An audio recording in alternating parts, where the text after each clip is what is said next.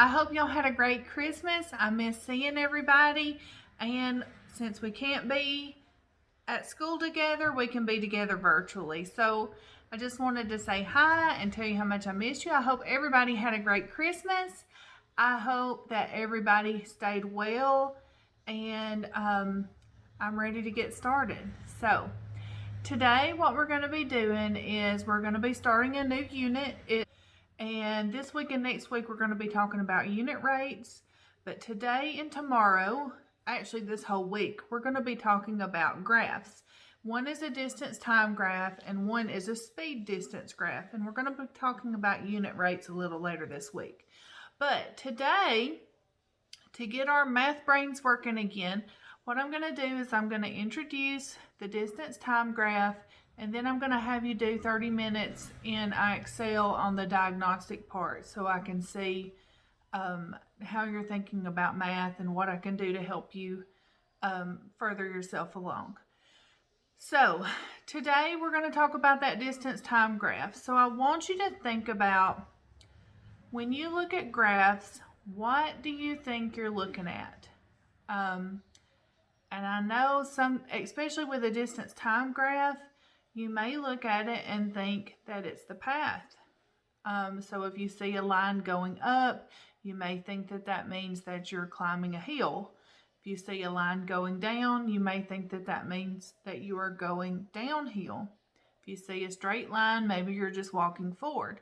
So that would be an easy way to misinterpret a graph. You have to think about with graphs, what am I looking at? If it's a time distance graph, you're thinking about how far away you are from home and how long you were in certain places. If you're looking at a speed graph, you're looking at, of course, the speed. How fast were you going? So it's easy to look at graphs and misinterpret them as a path. So we're going to do a short little activity, and usually in class, if we were in class together, y'all would be doing this activity. I would ask for volunteers, but we're not in class, so welcome to my kitchen. So I'm going to show you what I would have you be doing in class. Most of the time we go out in the hall and do this, and I have someone walk for me just to kind of let you see what that would look like. But right now what I want you to do is I want you to get a piece of paper and get a pencil, and I want you to draw my path. My path is, how was I walking? So I'm going to get up and go back here, and I want you to draw what my path looks like. So the first thing I'm going to do is I'm just going to walk a steady speed, and I'm going to walk a certain path, and I want you to draw that path.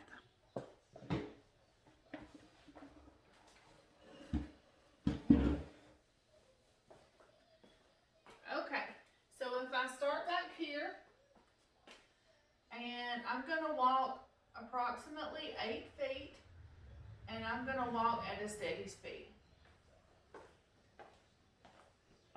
And then I'm going to turn around, and I'm going to walk right back to my starting point. Okay, so I want you to draw that path. Okay, so what did that path look like? If you said a straight line, that's exactly what my path looked like. Now this time I'm going to walk a little bit different, and I want you to see, I want you to graph my path, graph what it looks like. So I'm going to go back to my starting point, start over. So this time I'm going to walk slowly 2 feet. And then I'm going to walk fast. And then I'm going to stop. Then I'm going to turn around, and I'm going to walk slowly. Now fast, stop, 2 slow steps, and turn around. Okay, so this time, did it look the same? Did your graph look exactly the same whether I was walking at a steady speed or if I was walking fast and then slow and then I stopped? Your graph should have looked exactly the same. It should have looked like a straight line. So I hope if yours didn't look like a straight line, That's okay, because we're going to be talking about graphs this week. I'm going to get a graph for us to look at and for us to kind of analyze, and I'll be back to you in just a few minutes.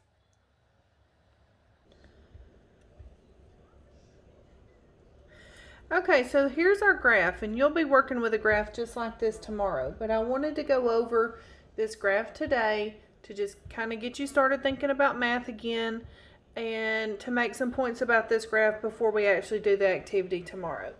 So I want you to notice it's always super important to pay attention to what it says is going across the bottom and what is going up.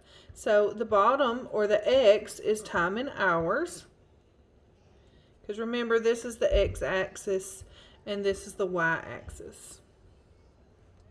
So when you list coordinates, it would be x first and y second. I know that's not new to you because every year kids come in and they know this part of it. So I'm not worried about that. Okay, and I want you to notice that your y coordinate is the distance from the home. Distance from where? Home. It's the distance from home. So I see that my graph starts right here. So my coordinate here is what? My coordinate here is 0, 0. So when t, or time in hours, is 0, I am 0 miles from home. So what does that mean? If your time is at 0 and you're 0 miles from home, that means you are at home. And your coordinates would look like 0, 0. Okay, the next one says time in hours is 1 hour. So when you are 1 hour from home, you are 3 miles from home. So your coordinates there would be 1, 3. So I should have already done this, but when you have a table like this, sometimes it's easy to just look at your graph, and sometimes it's easy to make a table. So this would be your x coordinate, and this would be your y coordinate. Time in hours is your x, and distance from home is your y. So when you put it in your graph, you can see those coordinates just right off the bat. Okay, well, when my time is 2 hours from home, if I go up, I can see that I'm 4 miles from home. When I am 3 hours from home, I am 8 miles from home. When I'm 4 hours from home, I am 5 miles from home.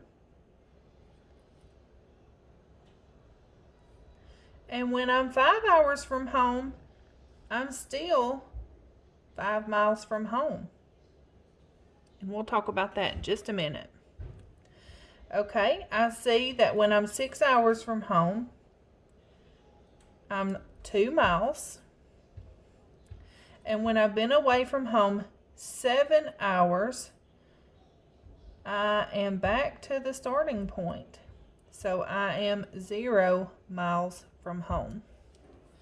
So let's talk about what does this graph mean in context to my x and y coordinates. So if I look here and I'm 0 hours from home and I'm 0 miles from home, that means I'm at home. So I leave home and I'm go an hour, and in an hour I've made it 3 miles.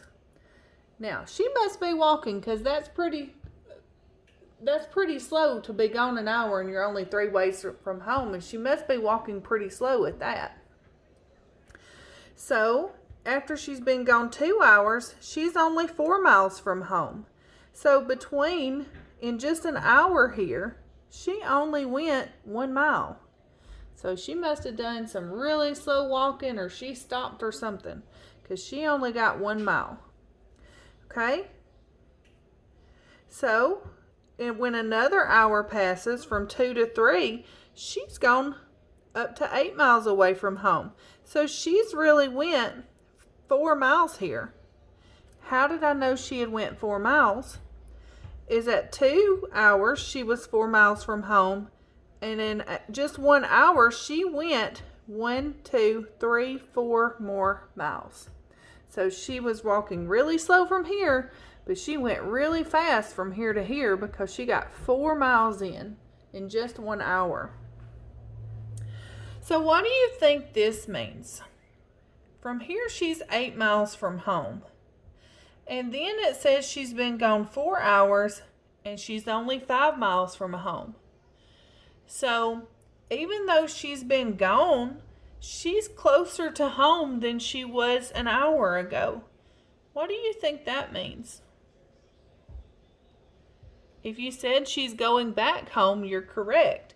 So on this side of the graph, she's moving away from home. And on this side of the graph, she's returning or going back home. So we get here to she's been gone for 4 hours and she's 5 miles from home. And then an hour passes and she's still 5 miles from home. So this flat line means what? An hour passed and she's still in the same place. So maybe she stopped for lunch. It doesn't really tell us what she was doing during this time, but she stopped during this time. So this flat line means that she has stopped when you're dealing with a time distance graph. Time keeps passing, but she's still in the same place. She's still just 5 miles from home. Okay, so here another hour passes here, and she is only 2 miles from home. So she has went 3 miles in this time. She went 1, 2, 3 miles right here back towards home. And then 1 more hour passes. She must have got a little tired because she only got 2 miles in between here and here. So if I were looking at my graph and it said when was a time that she stopped, then I would look for a time where time passes but her distance did not change. If I were asked when was she moving the slowest, I would have to look. An hour passes, she went 3 miles here. An hour passes here and she only went 1 mile. Another hour passes and she went 4 miles here. An hour passes, she went 3 miles here. She went nowhere here. So from here to here an hour passes and she's only went 3 miles. And from here to here an hour passes and she's went 2 miles. So when I look at this graph, I can see that only an hour passed here and she only went 1 mile in that hour. Because she only went from 3 miles to 4 miles. So that equals 1 mile. So I would say her slowest, when was she moving the slowest, would be here. Now some of you may have said here. But why would that not be the correct answer? If you said because it asked when was she moving the slowest, you're correct. She was moving here. She was just moving slow. Here, she didn't go anywhere. She was still 5 miles away from home. So she was stopped here. So that would not count as when she was moving the slowest because she was not moving. Now the second slowest time would be here because she only moved 2 miles here. So sometimes I have children pick here. That's not correct because there's 2 miles here where there's only 1 mile here. I think they look at this and they think they're looking at a mountain. So they look at it as, oh, well, she was climbing uphill here. And then there was a little bit of an incline. And then it was a straight up. And then she starts going downhill. That's not the case. This is not her path, which is why we did our path video earlier. I wanted to show you that no matter her speed, the time lapse here, she was still not walking up a hill. She was walking there and walking back. So she left home and she returned home here. When her coordinates were 0, 0, she was beginning from home. And when her coordinates were 7, 0, she had returned home. Now, if I looked at my table here, I could easily see when was she at home. It says miles from home here. When it's 0, she's at home here. And 0 here, she's at home here. Because y is distance from home. When you're 0 miles from home, that means you're at home. Could I look at my table and see when she was stopped? I could, because her distance from home here stayed the same. So here is where she stopped.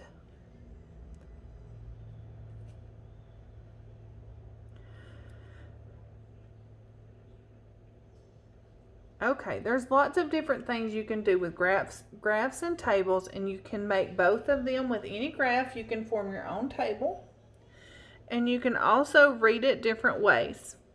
So that is today's lesson. Tomorrow you will be working with a graph and answering questions based on your graph.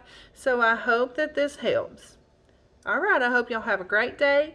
And I need you to do 30 minutes on diagnostic in IXL for me today. Make sure you get that 30 minutes in. All right, have a great day, and I'll see you tomorrow.